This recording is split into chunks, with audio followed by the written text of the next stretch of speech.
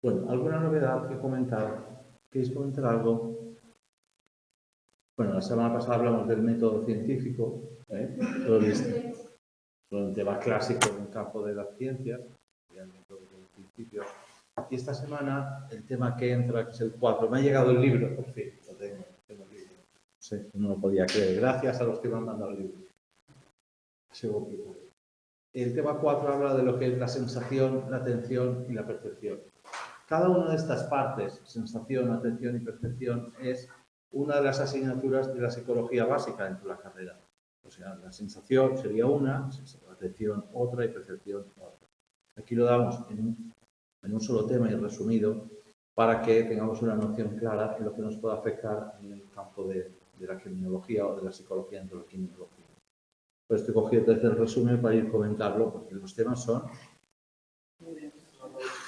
muy largos. Pues yo creo que leyéndolo son más de 150 horas, leyéndolo, ya no sabiéndolo, pero bueno, si no acaban, pues curioso. Son interesantes porque es verdad que está bien explicado el libro, no es barato, pero la verdad es que son unos, si te pones a buscar preguntas posibles difíciles, no aprobaría nadie. Hay tanta materia. Bueno, dice que la sensación es un proceso mediante el que nuestros órganos sensoriales reciben, transforman y codifican la información sobre el entorno. Bien, esta definición es un concepto darwiniano en el que parte de la idea de que nosotros somos aquello que percibimos. Lo que nosotros no percibimos no lo podemos procesar. Entonces, parece que existen dos realidades. Una, la que es real, la que sería tangible, la materia en sí misma, y otra, cómo percibo la materia. Yo puedo ver esta botella y la percibo de una determinada manera. Desde el momento que la toco, noto que está fría, entonces adquiero una noción nueva de la misma botella. Entonces, esta botella sé que está a una temperatura más baja que el ambiente. Quiere decir esto que si nosotros alteramos la percepción, nuestro cerebro transforma la realidad, la decodifica y la codifica dentro de un esquema diferente en cada uno de nosotros. Por esto los hechos observados por una persona o observados por otra tienen una descripción diferente. La realidad en sí misma no es lo que nosotros vemos. Nosotros siempre vemos una apercepción de la realidad.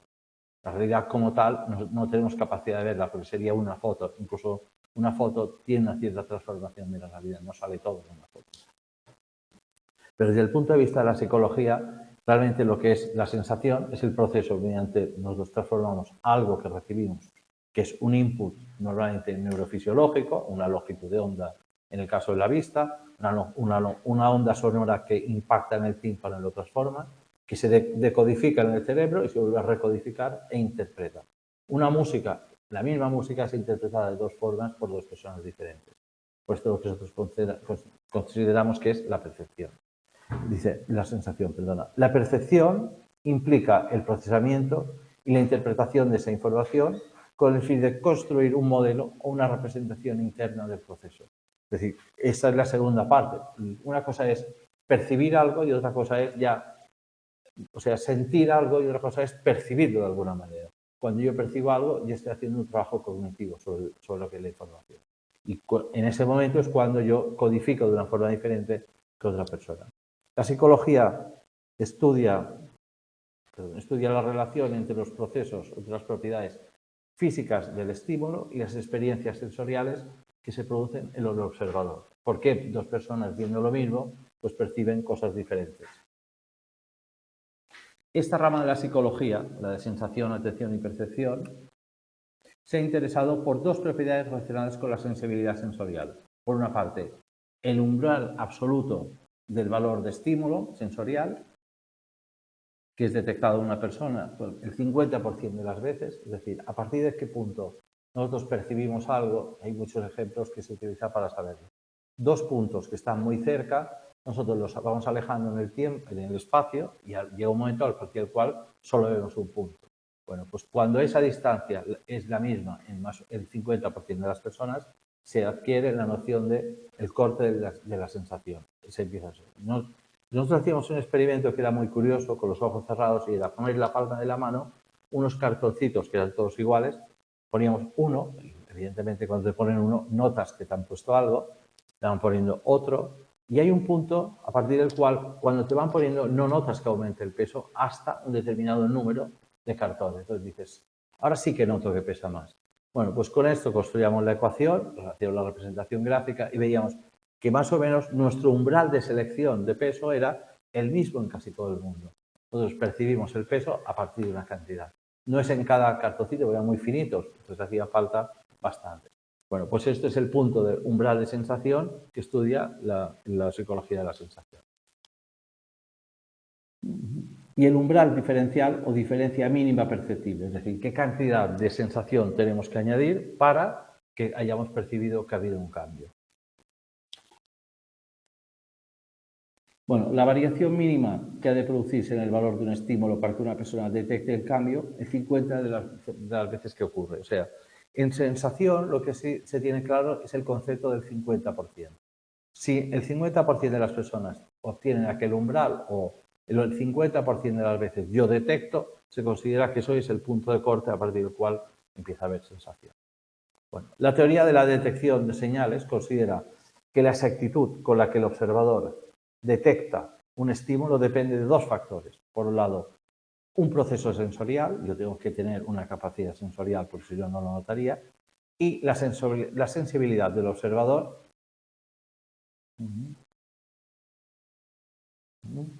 Perdón. Está cortado.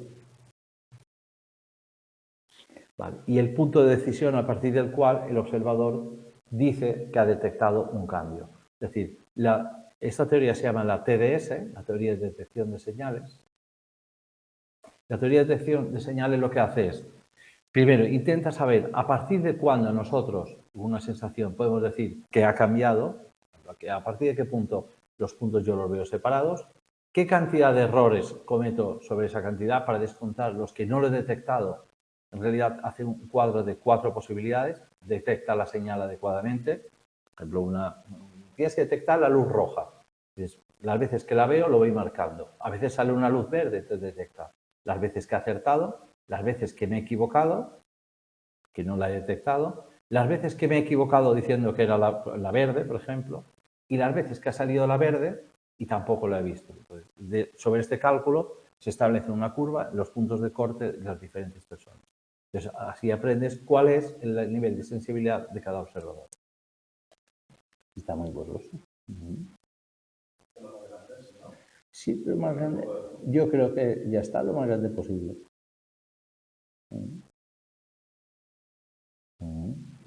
Ah, tío, aquí hay de todo, macho. Mira, joder. No, pero no. Rafael es grande, ¿eh? Sí, yo tuve un desprendimiento de retina y me dieron láser dentro y me han frito la retina. Y de un ojo me deslumbra el otro. Es verdad que en el ser humano el sentido de la vista es la modalidad sensorial de mayor relevancia. Sin embargo, no es la que los individuos decimos que es la que más nos afecta a perder. Cuando yo también pensaba que la modalidad sensorial que más me afectaría a perder sería la vista. Y sin embargo, la estadística dice que lo que genera mayor malestar, perder, es el oído. A mí también me sorprende un poco, pero lo que dice. ¿Vosotros creéis que la modalidad sensorial que más os afectaría sería la visión? Yo también lo creo, pero por lo visto la estadística dice que la gente se siente peor siendo sorda. ¿Qué es? ¿Oído? ¿Sordera? ¿Visión? Hombre, es difícil elegir.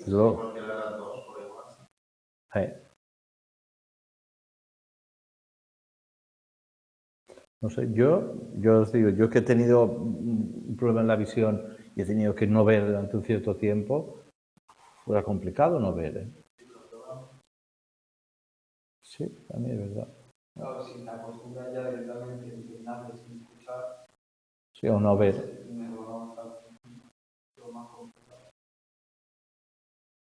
La estadística dice esto seguro, que a mí me llamó la atención. Las diferentes formas de energía que es emitida por los objetos del entorno son captadas por los órganos sensoriales especializados que se encarga de transformarla en impulso nervioso. En la membrana del tímpano produce una onda que se mueve unos estímulos, unas terminaciones nerviosas y se transforma en una estimulación eléctrica. Y es verdad que nuestra estructura cerebral pues, analiza aquello y lo transforma en la concepción del sonido. Nosotros en realidad no oímos la música. Esto es un absurdo psicológico. Nosotros jamás hemos oído una música. Lo que oímos es la transcripción en nuestro cerebro de las ondas de la música, pero no tiene por qué coincidir de una persona a otra, ni muchísimo menos.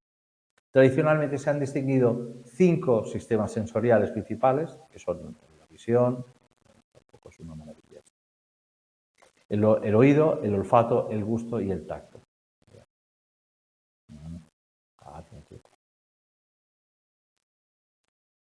En el ser humano, el sentido de la vista es la modalidad sensorial de mayor relevancia. La retina del ojo es un conjunto de terminaciones nerviosas, bien, que están pegadas como si fuera un papel pintado en la bóveda del ojo.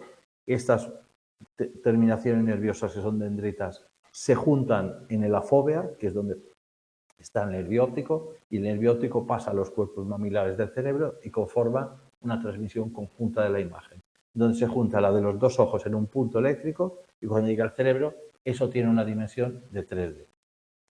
Dentro de la retina hay 2 tipos de células sensibles. Por una parte son los conos y otros son los bastones.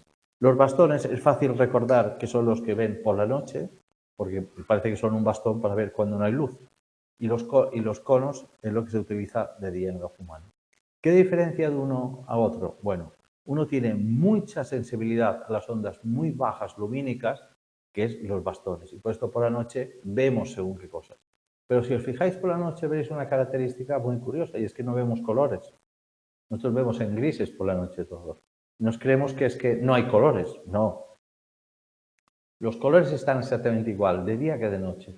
Lo que nosotros no tenemos capacidad para ver los colores. Solo percibimos un tono lumínico en función de una longitud de onda muy baja. Pero otros animales ven perfectamente en colores por la noche. Lo que ven en blancos y grises es de día, porque tienen toda la bóveda del ojo formada por bastones. Entonces, de día se ven deslumbrados, todos los colores tienen un solo color, y en cambio por la noche distinguirlos. Por ejemplo, los búhos. Y una característica es que el ojo de los animales enseña qué clase de colores son los que ven mejor. Por ejemplo, hay búhos que tienen los ojos rojos, porque son los que cazan por la mañana, cuando va a salir el sol, que es todavía muy rojo. En cambio, hay unos búhos que tienen los ojos amarillos, que son los que cazan por la tarde. Es decir, el color detecta la retina qué es lo que van a poder ver. Bueno, la percepción del color se basa en 3 dimensiones psicológicas básicas: el tono o matiz, la saturación o cromaticidad y el brillo o claridad, que es lo que podemos modificar con un Photoshop o con lo que hacemos con la cámara del móvil. Los modelos implican conjuntamente percepción de color, es decir, la tricromática y la teoría del proceso oponente, que está explicado dentro del libro porque es un poco largo. El estímulo que activa la audición de las ondas sonoras son las que hacen vibrar el tímpano. Cuando llegan, pues vibran.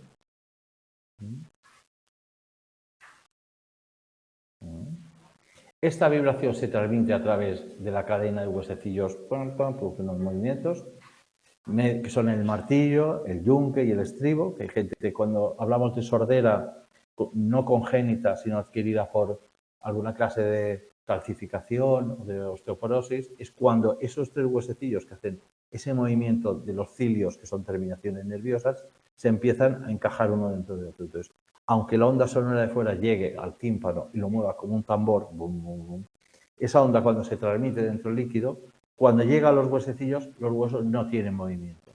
Entonces, al no tener movimiento, no mueve los cilios y la persona no entiende el sonido, lo oye como un ruido de fondo.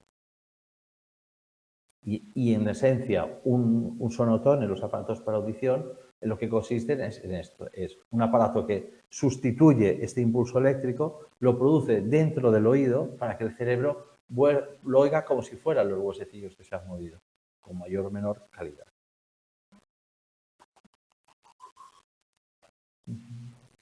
Esta codificación de los patrones de ondas sonoras se lleva a cabo mediante 2 procesos. Por parte, un proceso de frecuencia, que codifica los sonidos de frecuencia inferior a los de 1000 hercios, un nivel tonal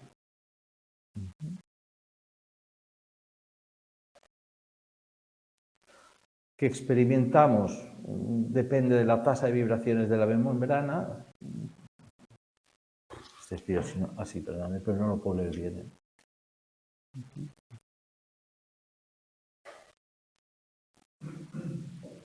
Es decir, hay dos tipos de frecuencia de la onda hertziana. Uno que es por debajo de 1000 y uno que es superior.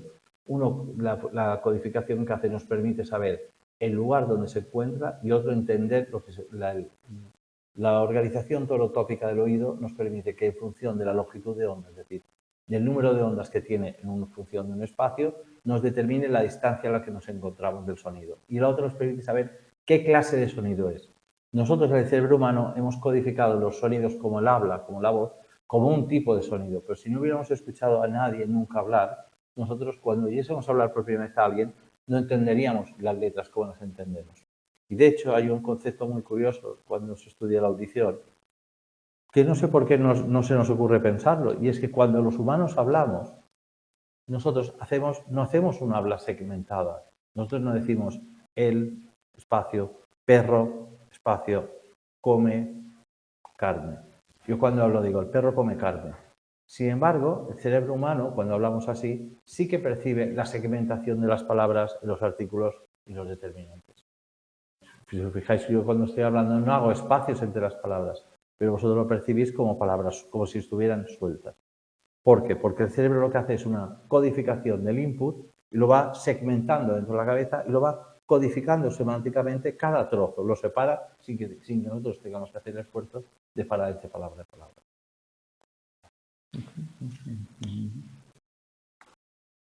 La percepción del sonido, al igual que la del color, se basa en tres dimensiones psicológicas básicas: el tono, la intensidad, intensidad o volumen y el timbre. No sé si habéis utilizado, supongo que sí, porque soy joven, los sonidos estos de 4Ds en los auriculares. ¿Los habéis hecho la prueba de la música que se escucha como se mueve en el espacio? ¿No habéis hecho la prueba? ¿Tú la has escuchado? Es espectacular. Tú puedes conseguir, porque está grabado así, que teniendo los auriculares puestos aquí, que sabes que la música se está produciendo aquí, la música funcione en diferentes sitios. Entonces tú puedes tener una orquesta y te dicen, ahora vas a oír detrás. Y la música lo oyes como si tuvieras a alguien detrás tocando un instrumento. Ahora vas a escuchar arriba. Y lo único que hacen es mover la frecuencia de onda a la distancia, la codifican a la distancia que estaría cuando la música estuviese allí o estaría detrás. O sea, si a ti te hacen esto, ¿qué consiguen? Pues crearte la falsa imagen de que está ahí detrás, aunque lo tengas aquí. Digo porque por internet hay ejemplos de esto que son muy curiosos. Te hace una idea de cómo podemos engañar la percepción del cerebro pensando en esto. ¿Alguna vez os ha pasado, antes de entrar en un sitio, oír una voz de alguien y creeros cierto y seguro que estáis viendo a una persona que luego cuando entráis no es esa persona y que no se parece en nada a la voz? ¿Nos ha pasado alguna vez? O sea, si tú sabes seguro que esta persona está allí y antes de entrar dices, ah, sí, ya lo oigo, luego entras y es que aquella persona no es verdad que estuviera. Entonces, tu cerebro crea una falsa sonoridad.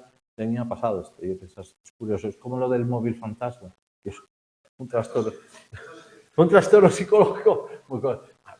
Esto le ha pasado a un amigo tuyo. O sea, te vibra. Pero esto le pasa a un amigo mío, a mí no, No, eso a la amiga de un amigo mío le pasa. Porque es terrible, o sea, saber seguro que no tienes el móvil y oír que se ha movido, ha vibrado. Y que no es que no lo haya hecho, no, que no esté el móvil. Entonces, es seguro que no está. Sobre todo, sí, vibrar más. Porque la vibración es más fácil imitar en el cerebro que el timbre. Pero que haya hecho el OPIC, un sonido, cuando tienes un sonido muy bajo, crees que lo has oído, bueno, ya no digo el mirarlo, si había algo tal, ¿eh? No, yo digo cosas mucho peor.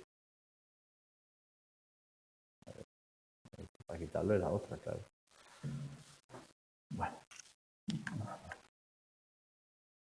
Bueno, los sentidos químicos poseen receptores sensibles a un amplio rango de sentido, es decir, nosotros, aparte de lo que llamamos el sentido de la vista, tal, aparte tenemos unas sensaciones que van más allá de la vista y el oído. Y una de ellas es el olfato.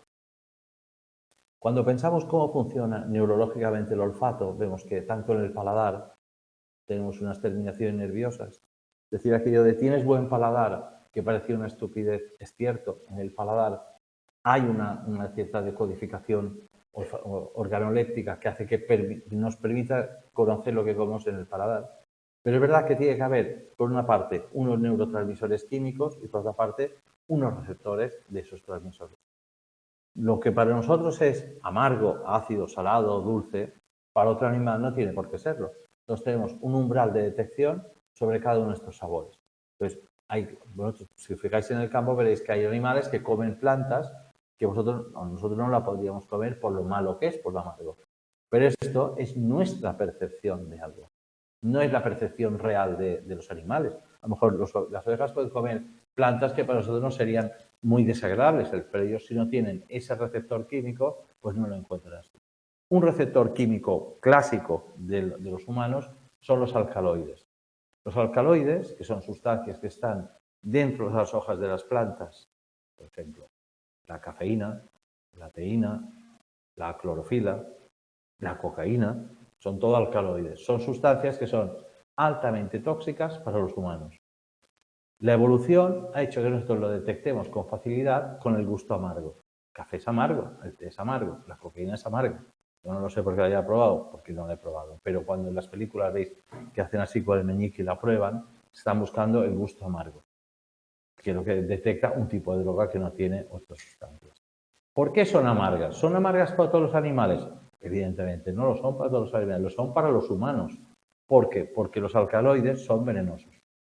Entonces, si la cantidad de cafeína que tiene, o de nicotina, que es otro alcaloide, la nicotina está en los cloroplastos de las hojas. Por eso nosotros fumamos, la gente fuma tabaco. Si, me acuerdo de un experimento cuando yo era niño, si a un animal, como un conejo, me parece que era una marta, le inyectaran la nicotina que contiene un cigarrillo, se moriría del acto. De lo venenosa que es la nicotina. Lo que pasa es que lo que nosotros absorbemos en los pulmones es muy poco, por suerte, para que no nos mate. Pero son venenos. ¿Cómo percibimos los venenos? Amargo. Pero una oveja puede comer todo el tabaco que quiera, no lo percibe amargo. Es decir, nosotros percibimos de determinada forma, pero no porque aquello tenga aquel sabor, sino porque nosotros nos marca aquel sabor de aquella manera para que lo podamos reconocer. Es una falacia, en realidad, de la naturaleza. Sí, sí, sí. Si mantienes la tecla de control y le das a la ruedita del mouse, hacia arriba se la hace. A ver, dámelo. Hazlo. Venga. A ver, no, es que yo no lo controlo este. Yo veía hasta hace poco. Sí, aquí. Yo veis que no sé cómo quitarlo. Esta es esta, ¿verdad? Pero, ¿y el normal? El normal es quitando esto. Bueno, está quitando lo más pequeño. Es el que lo haría pequeño. Yo quiero quitar esto. La lupa. Sí. Bueno, yo creo que es con esto. No da más, ¿eh? Está al máximo. No, pues no da más. No da más. Yo creo que estaba al máximo. O sea, para ampliarlo es con este, con el más. Yo lo he puesto a tope. Es que yo, la verdad es que cuando le he hecho lo he escaneado. No ha quedado muy... En la página web, por el Word, que mantienes el botón control con la ruedita del mouse, te va haciendo zoom. Ah, vale. En la página web. El documento, Ah, vale. Ah, pues gracias. Voy a quitar el... De todas formas, el quitar esto es sorprendente. A ver, no, vuelve a salir. ¡Jo, tía! ¿Me has tenido 10 minutos aquí sufriendo? ¡Qué canalla! Sí. Arrieros hemos, ¿eh? No lo sabía. Esta más cambian los programas cada 2x3. Pero gracias. Bueno. Los sentidos químicos poseen receptores sensibles a un amplio rango de sustancias, por esto hay sustancias que se agrupan. Estos químicos receptores son los responsables de las sensaciones olfativas y gustativas, que actúan de forma complementaria en la construcción de la sensación. A mí me sorprende porque yo, no sé si os lo he dicho, tengo una bodega, hago vino, entre otras cosas. Cuando hago catas con mi vino, me sorprende, yo no digo nada, pero lo que cada persona percibe del vino. Y hay cosas que se repiten y cosas que no. Es decir, alguna debe ser verdad. Hombre, cuando la gente dice caza, otoño, florales, hombre, hay cosas que me imagino que no salen de ahí dentro, porque eso sería espantoso, que beber un vaso de vino te trajera el otoño a la boca. Pero es verdad que determinados gustos, a matices como frutas pasas o flores lidáceas y tal, sí que hay cosas que se dan por... Es decir, debe haber unos marcadores químicos, según que vinos o según que productos, que hace que nosotros los podamos detectar la mayoría de los humanos, porque hay cosas que veo que se repiten mucho. Me da gracia, porque a veces me creía que era un cuento, pero veo que no. Cacao, nueces, frutos secos. El otro concepto de psicología básica es la atención. Bueno, la atención en psicología no se entiende como la focalización, yo mirar una pizarra y detectar algo, porque la atención es un proceso psicológico superior que consiste en percibir del medio determinadas cosas o fijarme en el medio determinadas cosas. Es decir, es un proceso de doble camino. En algún caso es el medio el que hace que yo fije la atención. Yo voy por una carretera y veo una señal de tráfico que no he visto o un radar, y entonces fijo la atención de súbito. Es un proceso que ha sido exógeno, de fuera a dentro. Sin embargo, también se produce el proceso contrario. Yo voy buscando algo en el medio ambiente y de repente lo detecto. Voy buscando setas y de repente veo una. Entonces se trataría de un proceso endógeno, que es de dentro a fuera. La selección de la información sensorial puede llevarse a cabo bien en una fase temprana, precategorial, de la secuencia del procesamiento de la información, o bien en una fase tardía o postcategorial. Bueno, esto es un dilema que tiene la psicología de la atención, que es muy peculiar. Si nosotros no habla de la atención consciente este proceso, no, habla de yo voy por una carretera, voy pensando en mis cosas, voy en la carretera y de repente yo percibo algo que me llama la atención. A lo mejor veo pues un animal, una vaca y me llama la atención. La psicología lo que se plantea dentro de este proceso es ¿qué es lo que ha motivado que yo preste la atención? Yo tengo que haber procesado todo lo que había y de todo lo que había alguien ha seleccionado dentro de mí qué es lo que yo estoy buscando o qué me va a llamar la atención, o yo lo he procesado todo después y de todo lo que he procesado he visto la vaca. Bueno, la experiencia es que nosotros somos conscientes de algo sin haberlo visto. Esto es un hecho... O sea, en el uso normal de la naturaleza o del medio en el que nos movemos, parece que las cosas salen del medio y nos avisan. Nosotros normalmente es a lo que vayas buscando, una vaca en un campo, entonces no sería el concepto de atención psicológica, sería la focalización de la atención. La atención se refiere al proceso por el cual yo de repente presto atención a algo. A lo mejor yo he preprogramado buscar una vaca, pero no la estoy viendo. Cuando la veo, ¿qué estoy? Analizándolo todo, sería un proceso de dentro a fuera, o es al revés, es de fuera a dentro. El problema nace cuando nosotros pensamos que es de fuera a dentro. ¿Cómo encuentro la vaca? Lo estoy mirando, lo tengo que ver todo para ver dónde está la vaca. Entonces, el modelo de filtro atenuado o el biofiltro tal, lo que dice es broad density tal.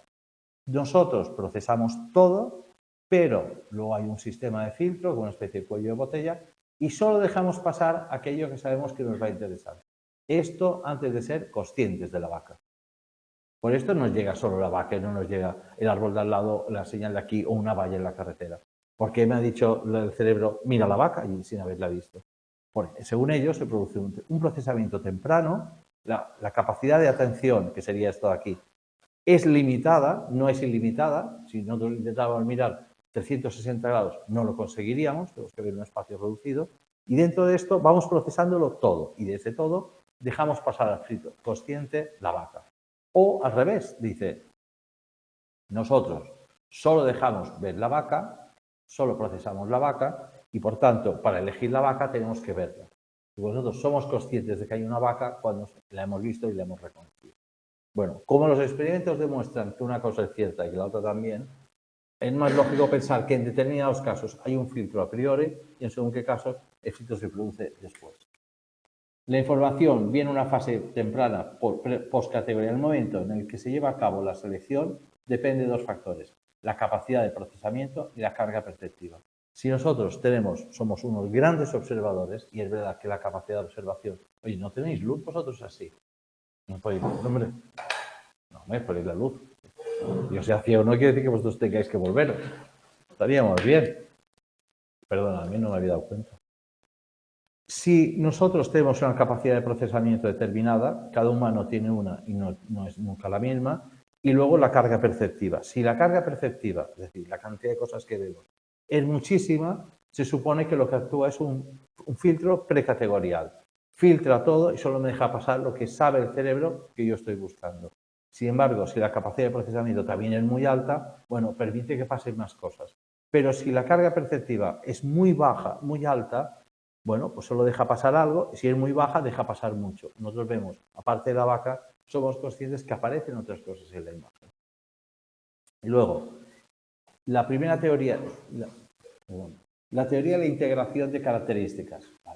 Treisman explica que el proceso por el que los rasgos individuales del estímulo se agregan para dar lugar a la percepción del objeto. Es decir, ellos, lo que hizo Treisman es reducir cualquier tipo de imagen a lo que se consideraba esencial para poder definir qué es aquello. Por ejemplo, de una silla. ¿Qué es lo que diríais que es definitorio de una silla? O sea, ¿cómo saberíais que este objeto no es una silla? Di una característica de una silla. Que digas, si no tiene eso, no es silla. O sea, si un tronco no puede ser una silla, las patas es definitorio de una silla. Más el uso que le das, ¿no? El uso que le das, pero entonces cualquier cosa sería una silla. Esta mesa podría ser una silla. Eso para sentar. Eso podría. Pero ¿cómo podrías afinar que esto exactamente es como una parte de una silla porque me puedo sentar? Si tú tienes interiorizado que la silla tiene un respaldo, por ejemplo, no, es que una silla tiene respaldo. Tiene una consistencia suficiente para no romper, para no caer al menos, que te lo soporte.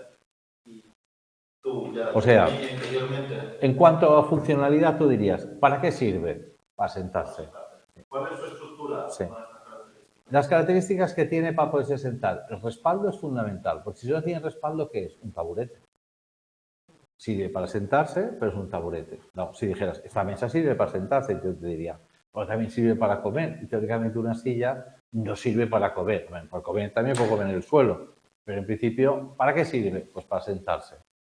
Esto cumpliría con la característica de sentarse, pero no con la de silla. ¿Por qué? Porque le falta el respaldo. ¿Tiene patas? Hombre, las patas no son definitorias de una silla. Para los humanos lo es bastante.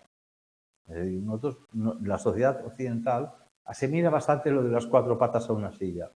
Pero esto es bastante reciente. Yo creo que las sillas eran cosas con pocas patas. Es decir, un tocho.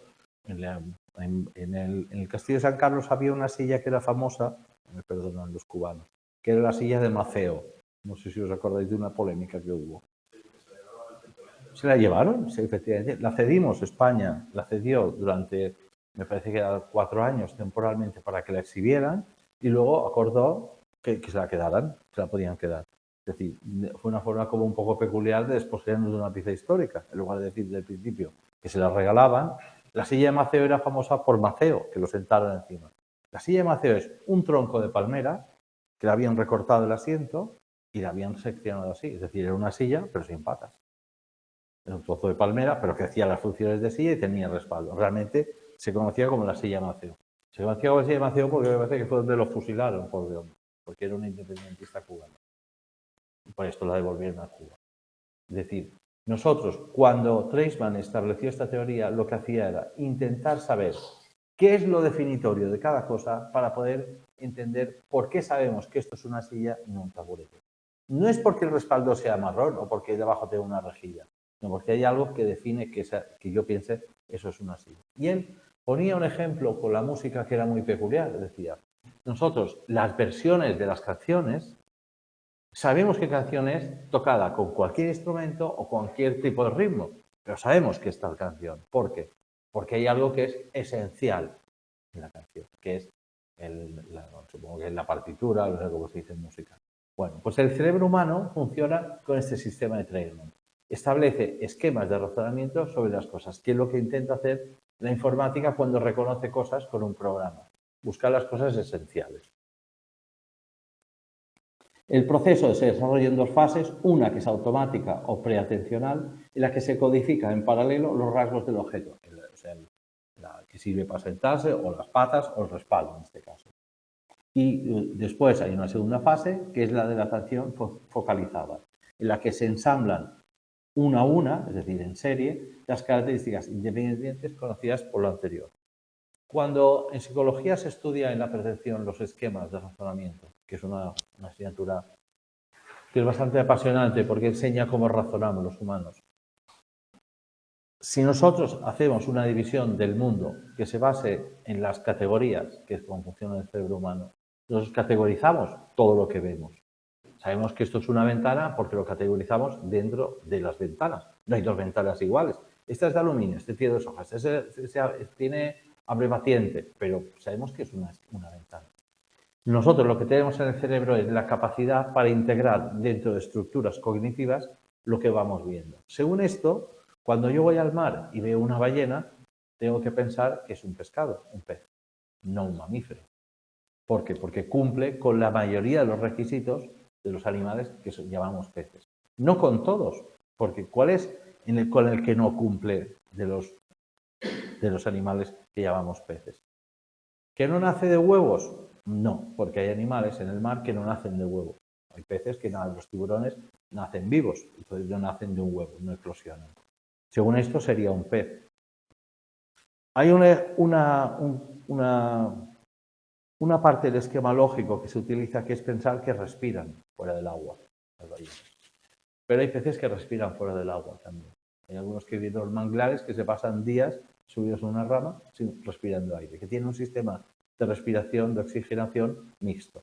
Luego, tampoco es porque respire, pero ¿qué hacen las ballenas o los cetáceos que no hacen los peces?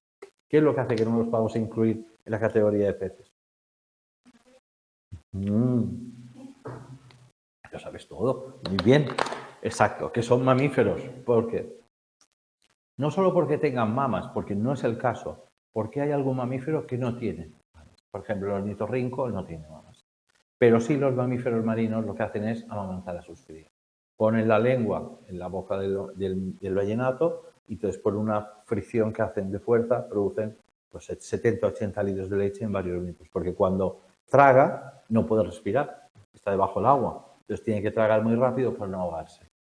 Es decir, nosotros en nuestro sistema cognitivo siempre tenemos que tener claro que se basa en las categorías.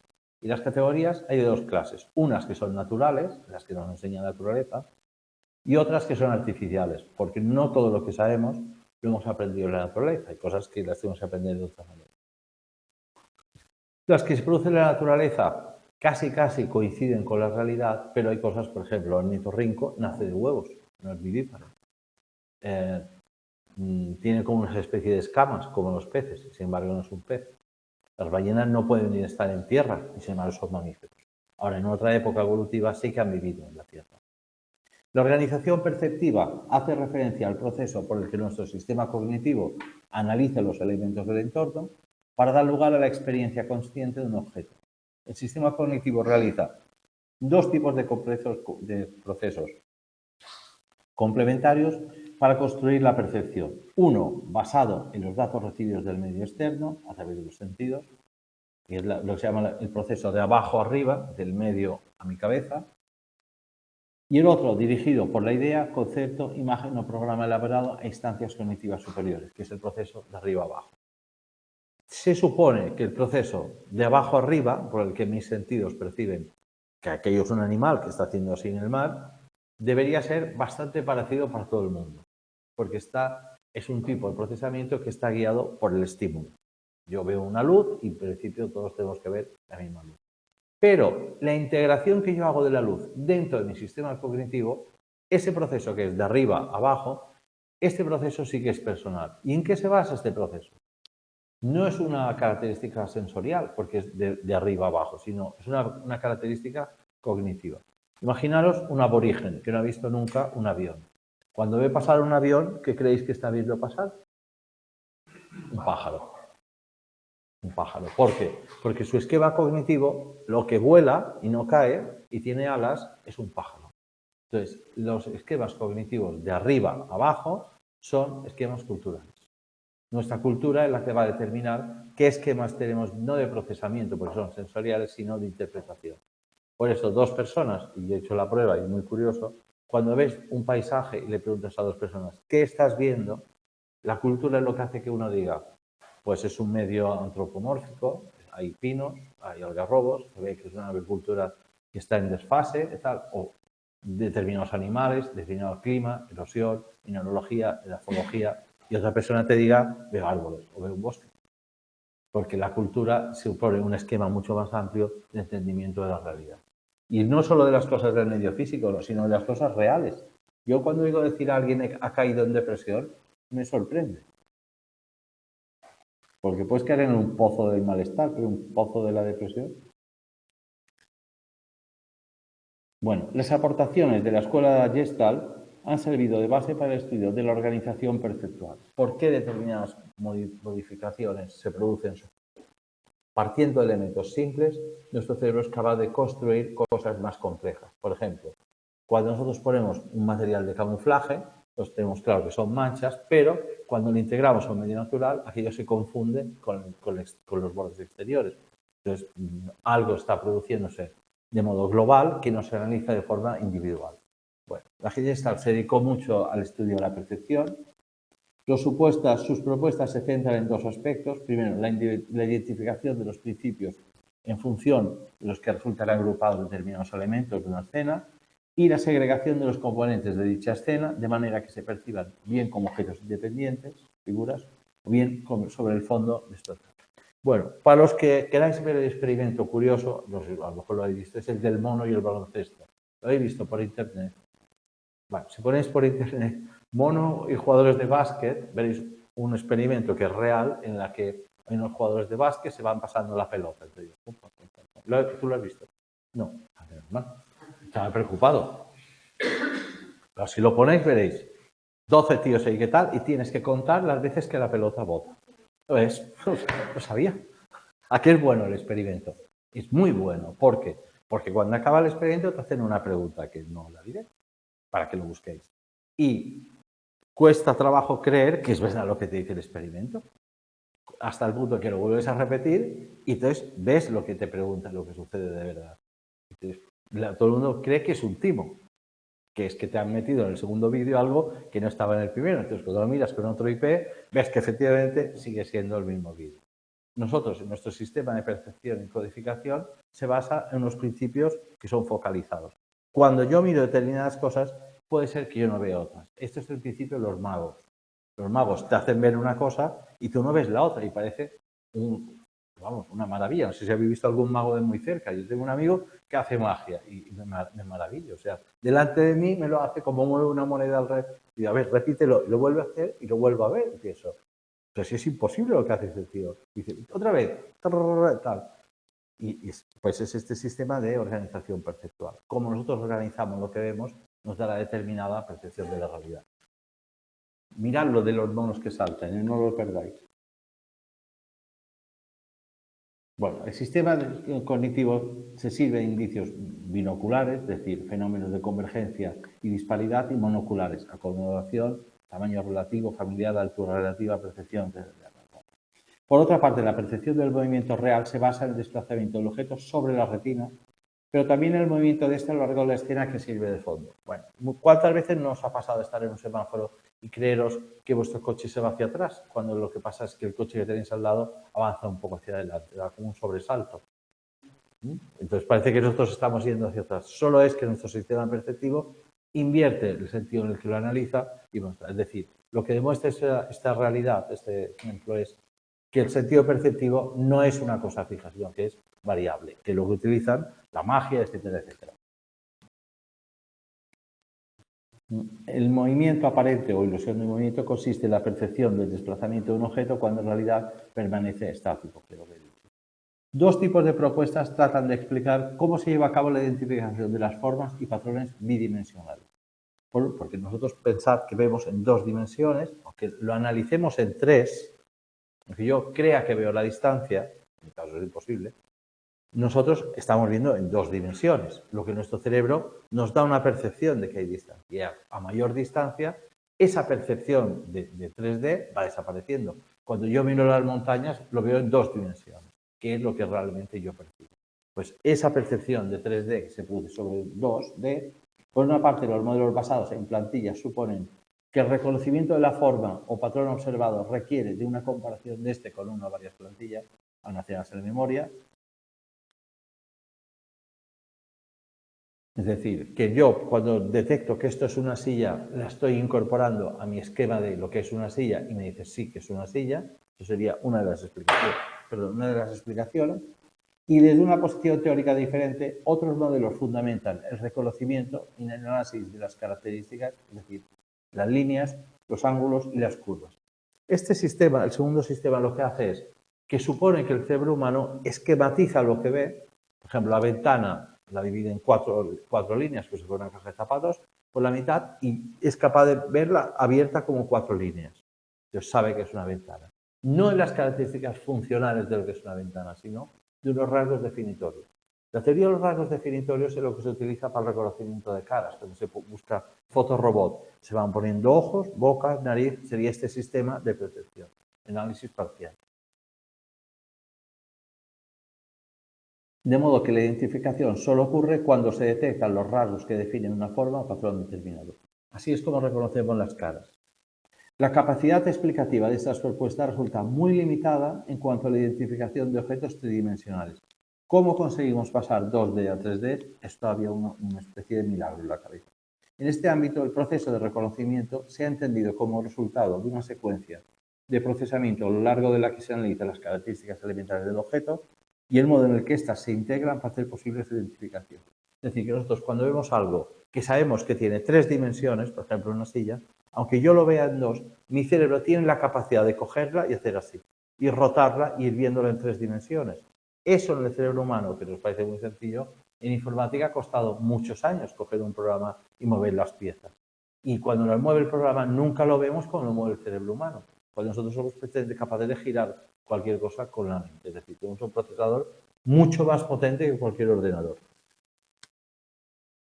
Frente a esos modelos que sostienen que la percepción requiere de una interpretación de la información recibida del entorno, el enfoque ecológico de Gibson mantiene que la percepción consiste en la captación directa de las propiedades invariantes del ambiente, es decir, que vemos el objeto directamente.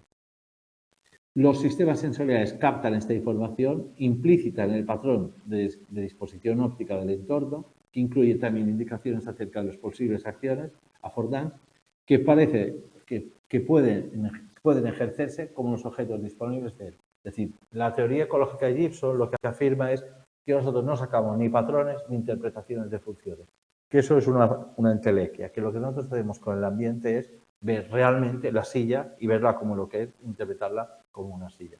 No con las características ni las definitorias de esta. La interpretación ecológica es que percibo la realidad tal como es.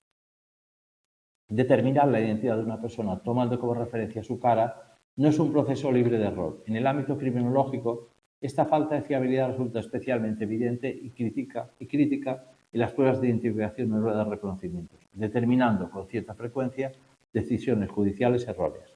La precisión del proceso de reconocimiento puede variar en función del estado psicológico y emocional del testigo durante la prueba de identificación, pero también puede verse afectada por la existencia de alteraciones neuropsicológicas que impiden el reconocimiento de objetos como las agnosias, que son la incapacidad para percibir según qué cosas, y más específicamente la de los rostros humanos, la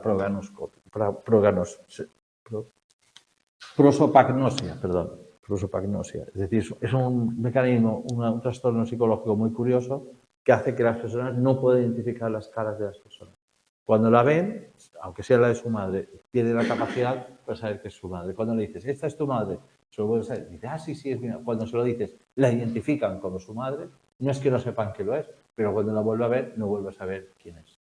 Las agnosias son muy peculiares, como otras. Sí, han hecho varios. Es que es sorprendente como, de hecho, produce mucha angustia al imaginarse que nosotros podemos ver las cosas sin saber lo que son. Venga, preguntas de autoevaluación.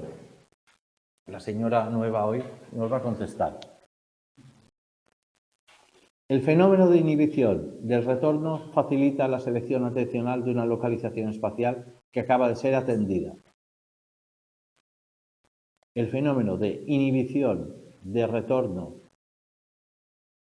facilita la selección atencional de una localización, ¿verdadero o falso? Venga, venga.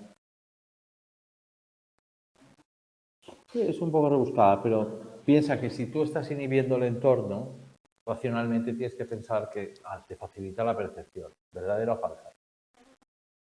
Verdadero. Principio de agrupamiento perceptual, que indica la tendencia a percibir como grupo los objetos si ocupan el mismo lugar de tu plano, es región común. Buena figura, Rafael, venga.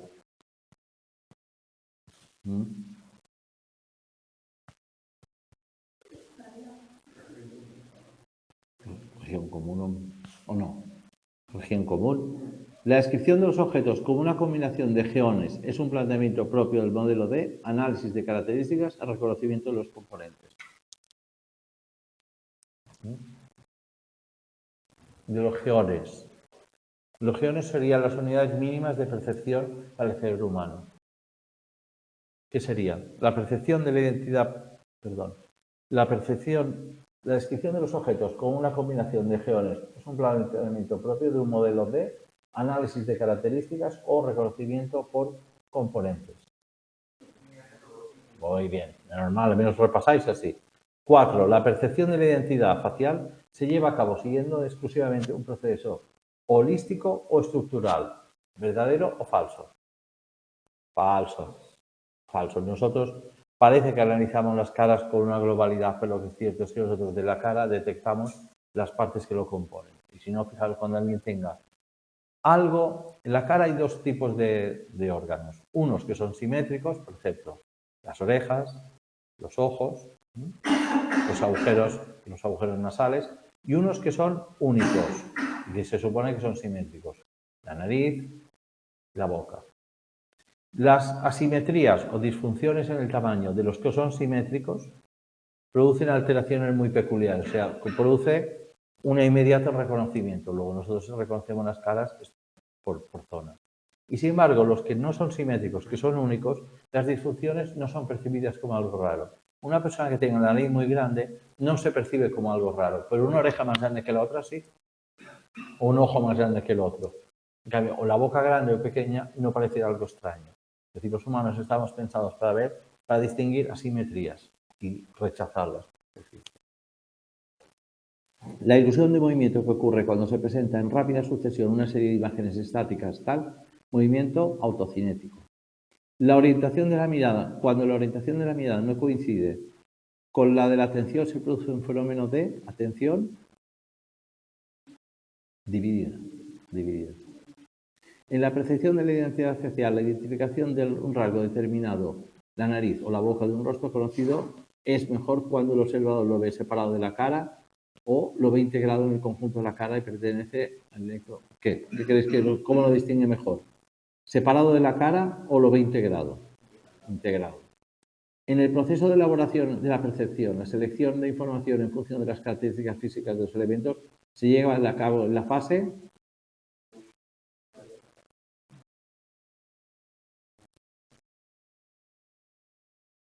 la percepción es precategorial. No es la sí. Es precategorial porque lo que nosotros percibimos es lo que nos dan los sentidos. Los sentidos nos dan las características físicas. Las semánticas son posteriores al análisis físico. Cuando yo sé que es una vaca, distingo las características de una vaca, pero lo que yo veo es lo que es blanco y negro a manchas grandes. De acuerdo con la Gestalt, ¿qué propiedad de la imagen lleva a percibirla más fácilmente como figura que cuando está dispuesta en una disposición horizontal o vertical que cuando está en diagonal? ¿La orientación o la simetría? La orientación. La orientación. Muy bien. La incapacidad por reconocer caras familiares es un síntoma propio de la prosopagnosia. Bueno, venga, dejemos aquí que está mi compañero en la puerta. Prosopagnosia. Hombre, es una palabra que no me negas que no queda bien decirlo en una cena. Hoy tengo un poco de prosopagnosia. Pásame el pan. Te quedas con el tío.